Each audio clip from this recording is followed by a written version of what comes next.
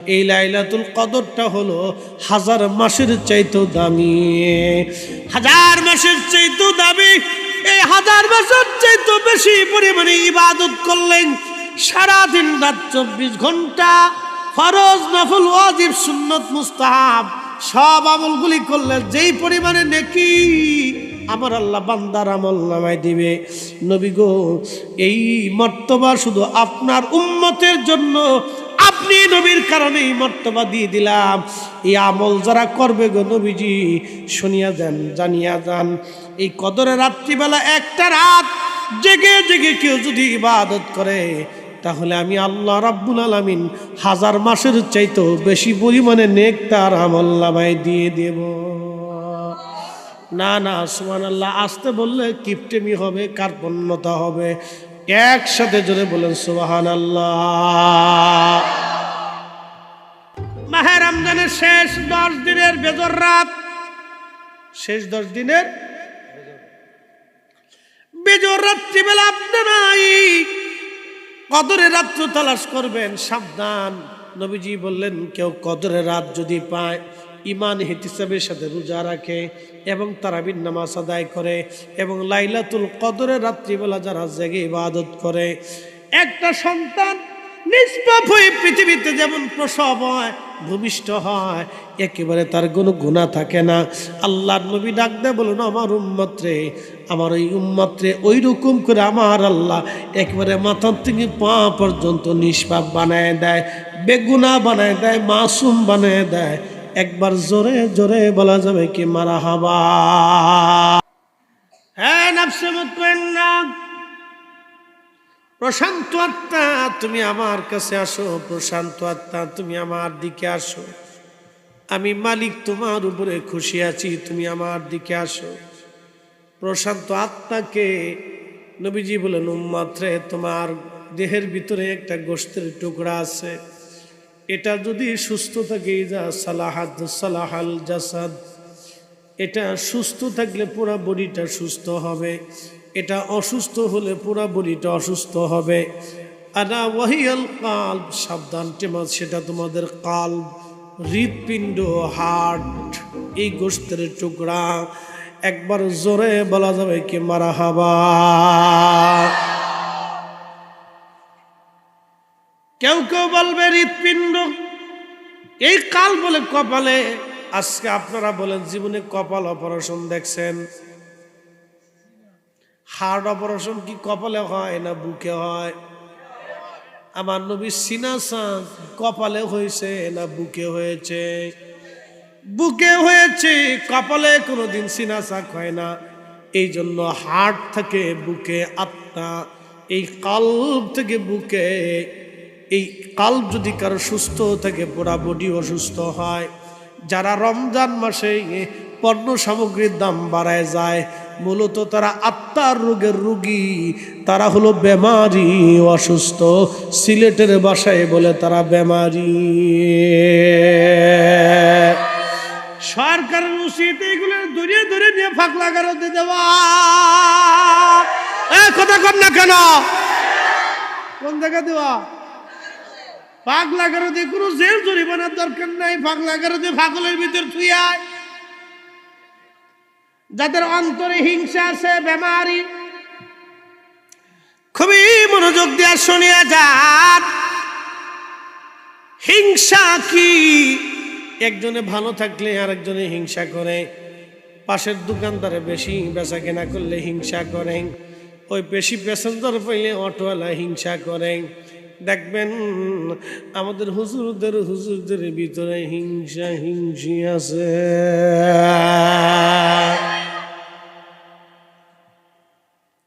জাঙ্গালিয়ার কারোবারির মেয়ে বিয়ে হবে, হাসিস না, সুদূর শ্রীমঙ্গল থেকে একটা ভদ্রলোক জাঙ্গালিয়ার থেকে বের হয়ে যাওয়ার সময় একজনে সালাম, সালামালাইকুম, সালাম কি সালামালাইকুম, সালামালাইকুম, তার মানে তোর উপরে ঠাড়া পুরো সালাম তো নাই, এটা লোক দুষ্ট লোকের সালাম, সালামালাইকুম, সালামালাইকুম। সালামালাইকুম শাসা ভালো সালামালাইকুম ডিজিটাল সালাম সালামালাইকুম মনোযোগ দিয়ে সালাম থেকে সালামালাইকুম চাচা আপনারা তো জীবনে কোনোদিন দেখছি না, কোথায় আসছিলেন? কেবল জাঙ্গালিয়ার আব্দুল রাজ্জাক সাহেবের বাড়িতে আসছিল।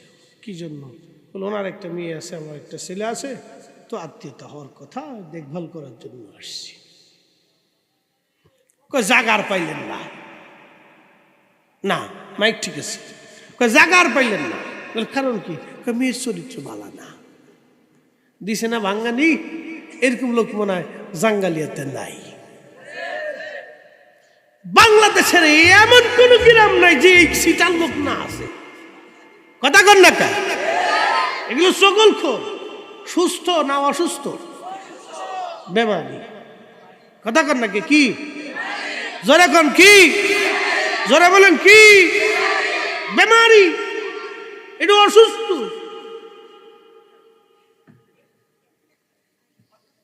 হ্যাঁ অসুস্থ। আমার ভাষায় না, রসুল করিমের ভাষায়, নবীর ভাষায় অসুস্থ। এটা যদি অসুস্থ থাকে তো পুরা বডিটা অসুস্থ থাকে, আর এটা সুস্থ থাকলে পুরা বডিটা সুস্থ থাকে। তো যার মনে হিংসা, বিয়ে ভাঙ্গানি দেয়, এরা অসুস্থ। প্রিয় মুসলমান, খুবই মনোযোগ। হাজিরিন, জাঙ্গালিয়াবাসী, সুস্থ অসুস্থতা বোঝা আমাদের দরকার।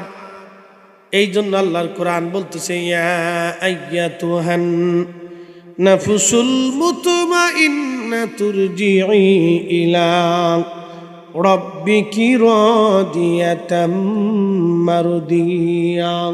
হে প্রশান্ত আত্মা, তুমি আমি আল্লাহর দিকে ফিরে আসো, আমি আল্লাহর সন্তুষ্টির দিকে তুমি ফিরে আসো। ফাদখুলি ফি ইবাদি ওয়াদখুলি জান্নাতি। চিৎকার মেরে জোরে বলেন না মারহাবা। আল্লাহুম্মা সাল্লি আলা।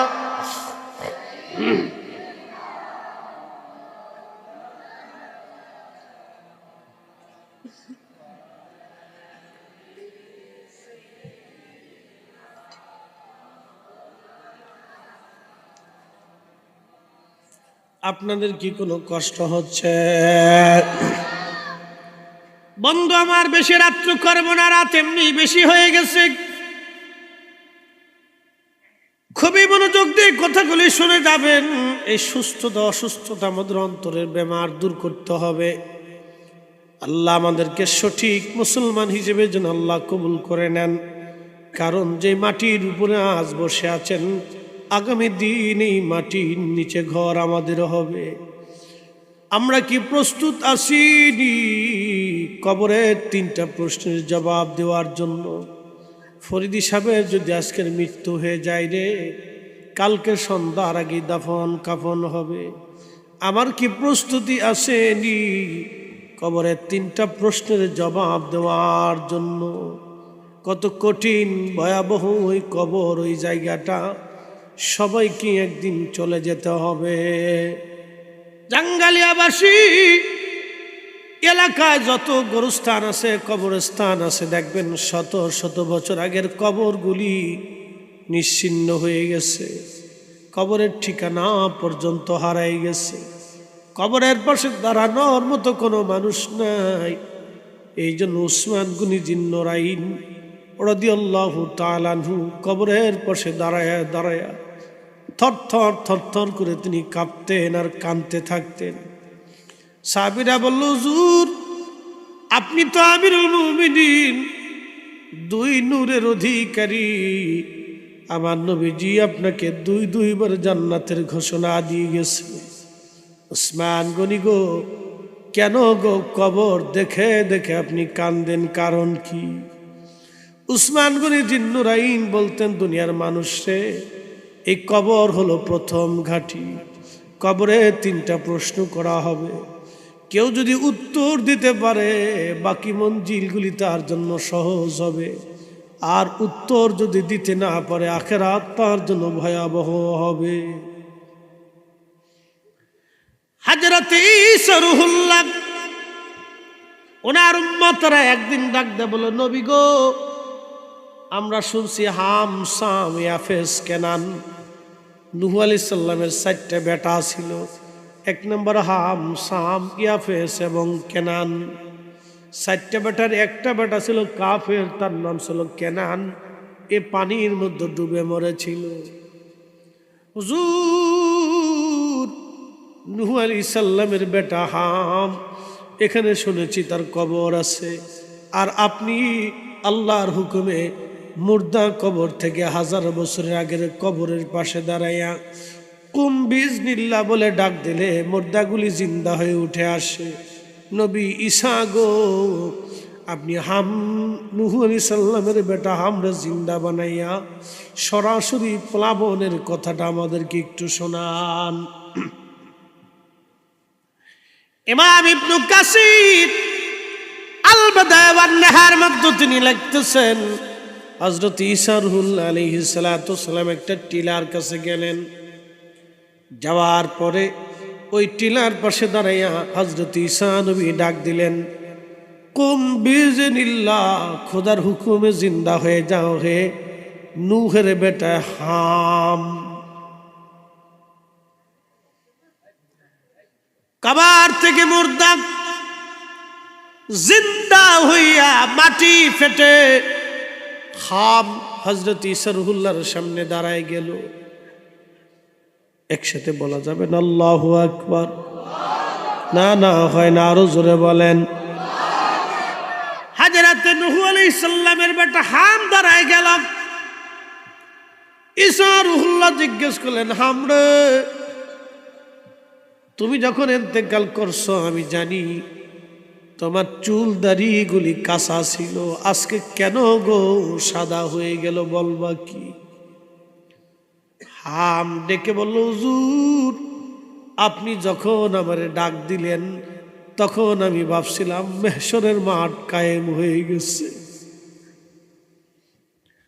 কঠিন হাসরের ভয় আমার কাঁচা চুলগুলি সাদা হয়ে গেছে। চিন্তা করতে পারছেন? নূহ আলাইহিস সালামের ছেলে হাম,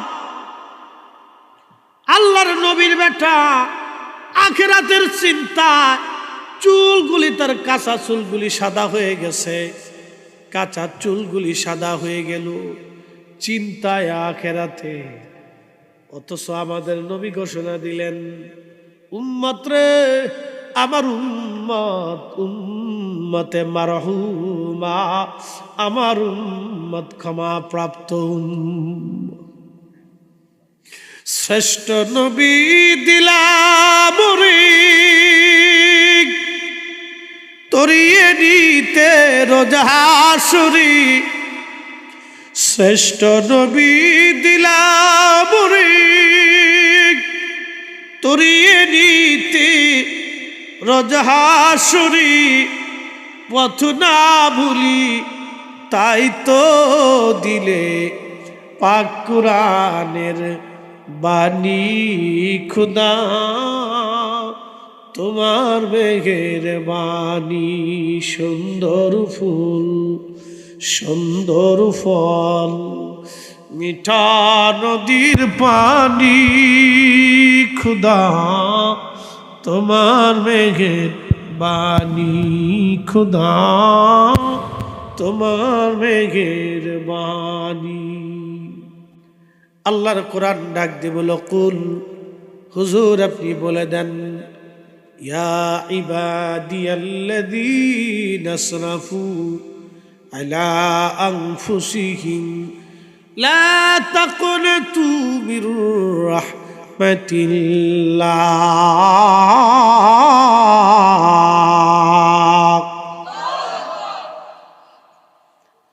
হুজুর উম্মতকে জানান, চিন্তার কোনো কারণ নাই, পেরেশানির কারণ নাই। যতই গুনাহ করো না কেন, আমি মালিকের রহমতের দরওয়াজা খোলা, নিরাশ হইও না, রহমত থেকে তোমরা আশা বঞ্চিত হইও না।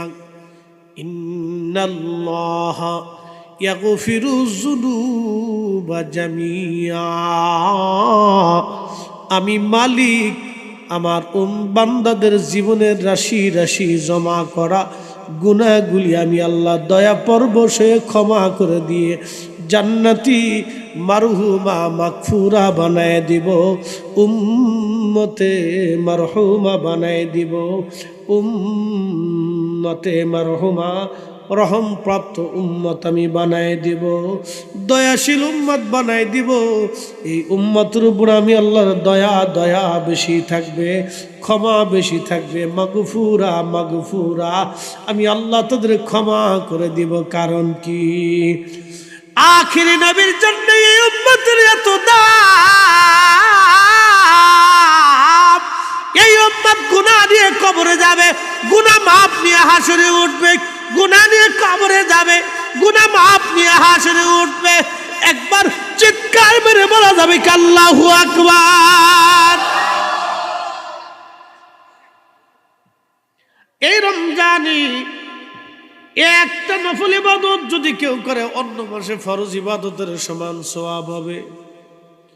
এই মাহে রমজানে একটা ফরজ ইবাদত যদি কেউ করে অন্য মাসে 70টা ফরজ ইবাদতের সওয়াব হবে।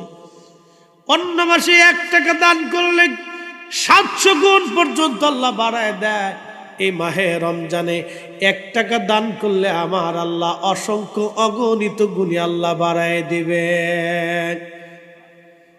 এই রমজানে কোন রোজাদারকে কেউ যদি ইফতার করায়, তার রোজা হোক বা না হোক, যারা ইফতার করাইবে তার একটা রোজার সওয়াব ইফতার করানোওয়ালার আমল নামায় আমার আল্লাহ লিখে দেবে।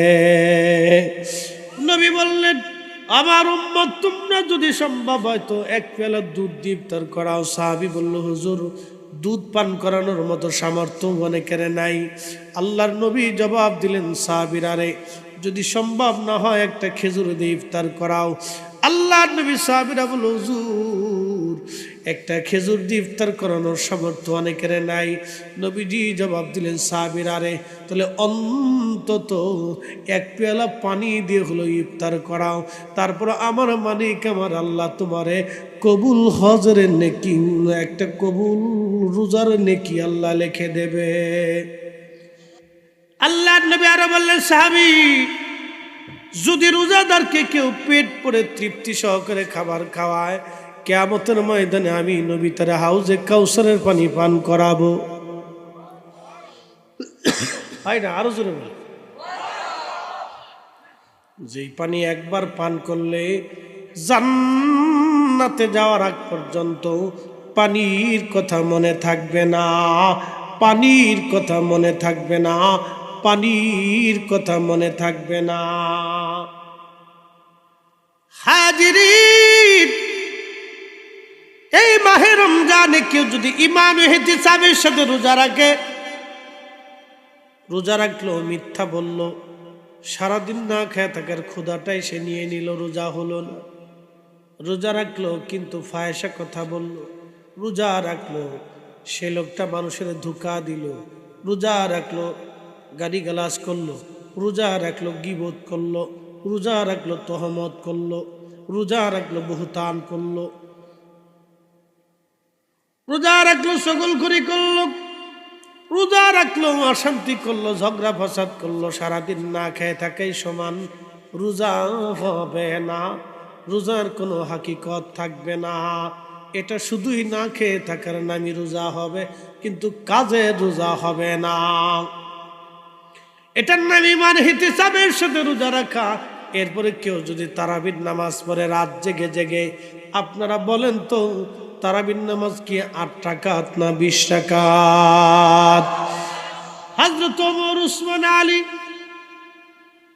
তালহা, জুবাইর, আব্দুর রহমান ইবনে আওফ, আবু হুরায়রা, আম্মা জান আয়েশা, এমন করে রিদওয়ানুল্লাহি তাআলা আলাইহিম আজমাইন 10,000 সাহাবী উপস্থিতিতে হযরত ওমর 20 রাকাত তারাবির নামাজ চালু করেছে। আজকে ওরা কারা? তাহাজ্জুদের হাদিস ঢুকাইয়া আমার দেশে যারা 8 রাকাত তারাবি বানাইলো, আমরা বেদাতি না, ওরাই হলো অরিজিনাল নিকৃষ্ট বেদাতি, বেদাতি, বেদাতি। জোরে জোরে বলেন ঠিক না বেঠে? বেদাতিকে আমরা না হেরা? জোরে বলেন আমরা না হেরা?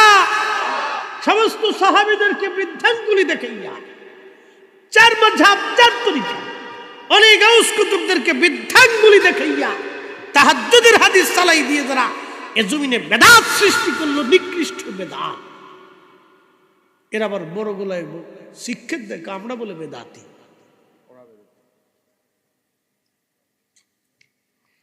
সচ্চে মুসলমান তারা নামে মুসলমান, ইমানদারের ইমান নিয়ে করছে যারা খেলা, ওরাই তো আসলে এজিদেরই চেলা। দাড়ি টুপি পাগড়ি আছে দেখতে মাওলানা, ভিতরে নাই নবী প্রেম ইয়াজিদে ভরা। ইয়া আইয়ুহাল মুযাম্মিল কুমিল লাইলা ইল্লা কলিলা।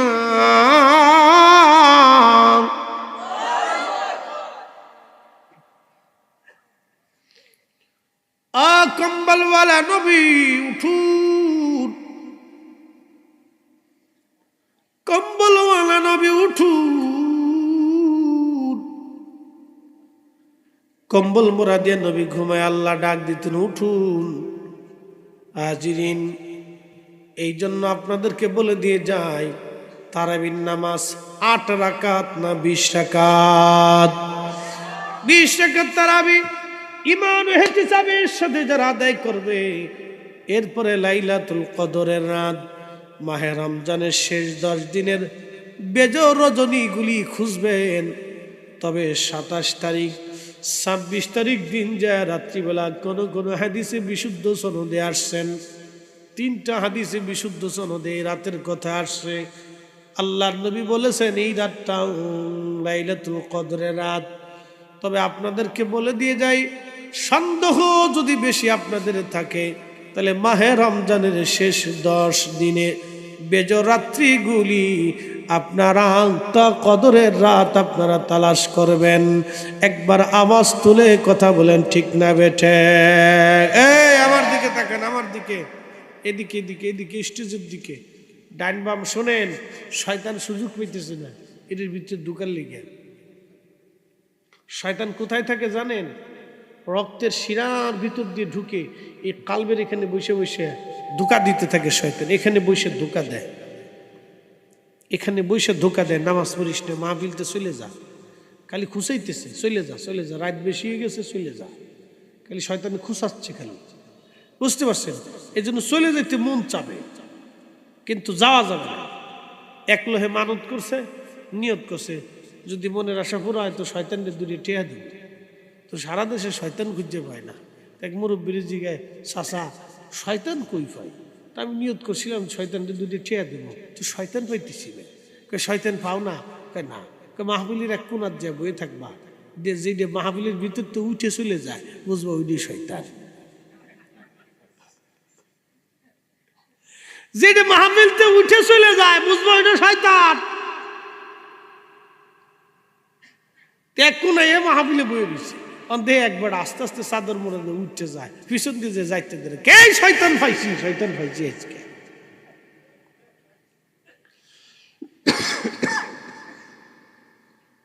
এই জন্য যাওয়া যাবে না, বয়ে থাকতে। বসেন বসেন। জাঙ্গালিয়াবাসী অনেক দূর থেকে অনেক আসছে, তারা তো চলেই যাবে, রাত তো গভীর। ওরা হয়তো ভাবতেছে হুজুর তো কেবল ধরলো, রাত মানে শেষ। এই কদর রাত জেগে জেগে যারা নামাজ পড়বে, এই কদর রাত আল্লাহ কোনো নবীর উম্মতরে দেন নাই, শুধু আমাদেরকে আল্লাহ দিয়েছে। সাহাবীরা মনক্ষুণ্ণ হয়ে বসা, প্রিয় নবীর দরবারে বলেন, হুজুর শুনছি আগের জমানার মানুষ 1000 বছর ধরে বাঁচত, শত শত বছর হায়াত পাইত, সারাদিন তারা রোজা রাখত, জিহাদ করত, সারা রাত্র ইবাদত করত। কিয়ামতের ময়দানে তারা তো অগ্রগামী হবে, আমরা পিছনে পড়ে যাব, আমাদের হায়াত কম, আমাদের নেকি কম। নবীজির দুশ্চিন্তার ভাঁজ পড়ে গেল কপালে। আল্লাহর হাবিব চিন্তাগ্রস্ত হয়ে গেলেন। কথা তো সত্য, কিয়ামতের ময়দানে আমার উম্মতরা তো পিছনে পড়ে যাবে। ঠিক তখনই প্রিয় নবীর মনে যাতে কষ্ট না পায়, আমার আল্লাহ পাক সঙ্গে সঙ্গে কোরআনের আয়াত নাজিল করে দিয়ে জানাইলেন, ইন্না আনসালনাহু ফি লাইলাতিল কদরি ওয়া মা আদরাকা মা লাইলাতুল কদর। হুজুর, এই কোরআন আমি লাইলাতুল কদর রাত্রিবেলা নাজিল করেছি। নবী গো, আপনি কি জানেন লাইলাতুল কদর কে? লাইলাতুল কদরি খায়রুম মিন আলফি শাহর। এই লাইলাতুল কদরটা হলো 1000 মাসের চাইতেও দামি। 1000 মাসের চাইতেও দামি।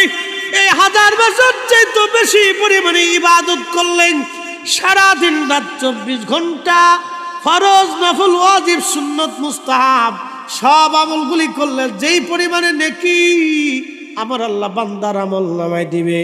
নবী গো, এই মর্তবা শুধু আপনার উম্মতের জন্য, আপনি নবীর কারণে এই মর্তবা দিয়ে দিলাম। এই আমল যারা করবে গো নবীজি, শুনিয়া যান, জানিয়া যান, এই কদরের রাত্রিবেলা একটা রাত জেগে জেগে কেউ যদি ইবাদত করে, তাহলে আমি আল্লাহ রাব্বুল আলামিন 1000 মাসের চাইতেও বেশি পরিমাণে নেক তার আমল নামায় দিয়ে দেব। না না, সুবহানাল্লাহ, আসতে বললে কিপটেমি হবে, কার্পণ্যতা হবে। একসাথে জোরে বলেন সুবহানাল্লাহ। মাহে রমজানের শেষ 10 দিনের বেজর রাত, শেষ 10 দিনের বেজর রাত্রিবেলা আপনারা কদরের রাত্র তালাশ করবেন, সাবধান। নবীজি বললেন, কেউ কদরের রাত যদি পায়, ইমান ইহতিসাবের সাথে রোজা রাখে এবং তারাবির নামাজ আদায় করে এবং লাইলাতুল কদরের রাত্রিবেলা যারা জেগে ইবাদত করে, একটা সন্তান নিষ্পাপ হয়ে পৃথিবীতে যেমন প্রসব হয়, ভূমিষ্ঠ হয়, একেবারে তার কোনো গুনাহ থাকে না।